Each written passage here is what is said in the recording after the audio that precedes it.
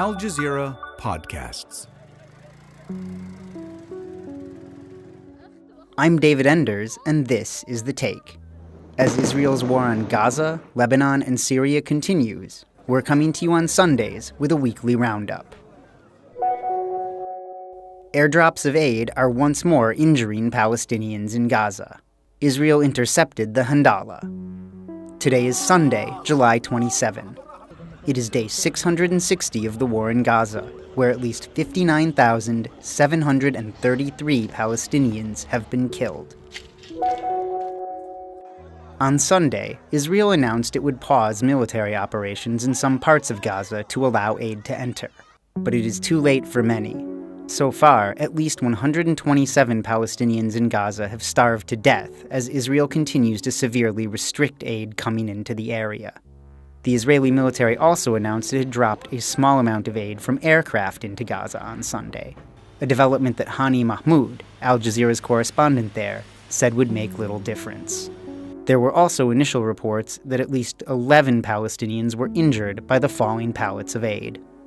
We're talking about only 7 pallets of aid filled with flour and other basic necessities. That's almost the load of one truck or half of a truck coming from the crossings into the Gaza Strip. This is not the first time a drop of food happening. It happened months ago. It did not go very well. In fact, there were many of the displaced families who were killed by the unpredictable falling pallets and packages on their tents. So the fear now, the timing is very critical. It's nighttime, there are no lights, and the airdrop happened in the northern part of the Strip. Eyewitnesses reported seeing at least 2 to 3 cargo planes flying at a very low level above the shore of the northern part of the Gaza Strip where the airdrop of pallets happened. But it's an area that is restricted in terms of movement. It's in the line of the fire of the Israeli military, very close to the Zikim crossing in the northern part of the Strip, and I believe hundreds of tanks are stationed in that area. It would be very difficult for people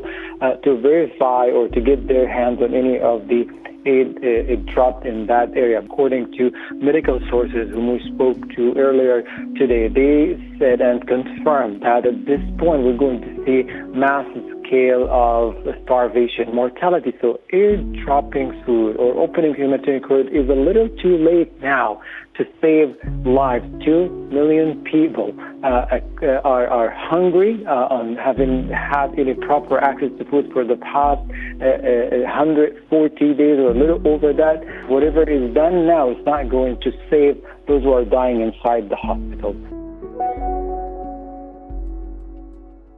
On Saturday night, Israeli forces boarded a ship with aid bound for Gaza and detained the ship's crew of 21 international activists. It is the third ship launched by the Freedom Flotilla Coalition this year. Al Jazeera spoke with Adam Shapiro, whose wife, Huwaida Araf, is one of the crew members on the Handala. Both Araf and Shapiro, from the U.S. state of Michigan, are longtime activists for Palestinian liberation. The Freedom Flotilla Commission has been launching boats to Gaza with the intent of breaking successive sieges there since 2008. In the first 5 missions of the efforts to sail into Gaza were successful. We were able to actually get into Gaza, even though there was a blockade, a siege on Gaza at the time. In 2009, I was on a ship that got stopped just like this one, and I was taken into a prison and eventually deported. 2010 is when we had the big flotilla and when 10 of our passengers were killed by Israeli commandos.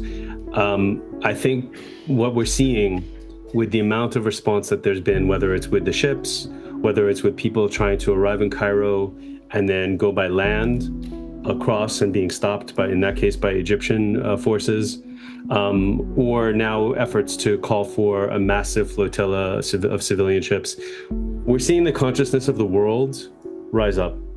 Unfortunately, our governments remain beholden to whether it's Israel or to the United States, which is a co-conspirator in this genocide. And that's The Take for Sunday, July 27. Please join us again tomorrow. This episode was produced by me, David Enders. Our sound designer is Alex Roldan. Alexandra Locke is The Take's executive producer, and Ney Alvarez is Al Jazeera's head of audio.